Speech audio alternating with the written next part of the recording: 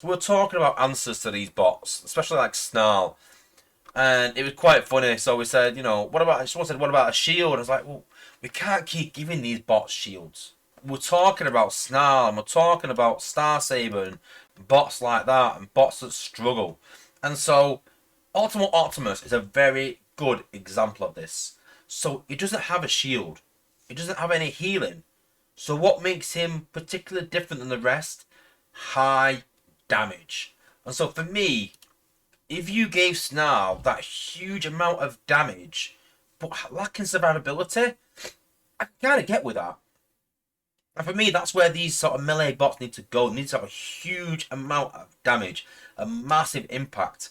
And so I see that of using, say, Snarl covered with tracks, so doing crazy amount of damage and that speed up covered in tracks. But if you try that right now in the game, it doesn't work effectively. It takes Snarl too long to get through these defenses. And so I would honestly give these bots like something crazy, like 10k damage a second or over the time, 20k damage, something like that, absolutely crazy damage to get through a base faster, because they're gonna die very quickly if not, and we can't keep giving these bots shields. So let's look at the melee bots, give them crazy amount of damage, forget shields for now, crazy amount of damage. We look at Slash's damage and it is really good damage, don't get me wrong, but it still needs to go up a level because survivability's not there. Even the healing, they just die anyway, even with the healing. So I'm sort of campaigning now to give all these melee bots a huge damage buff, and I think that will be the answer. I think that's the playoff. Because again, to repeat, we can't keep giving these bots shields. That seems to be the answer now.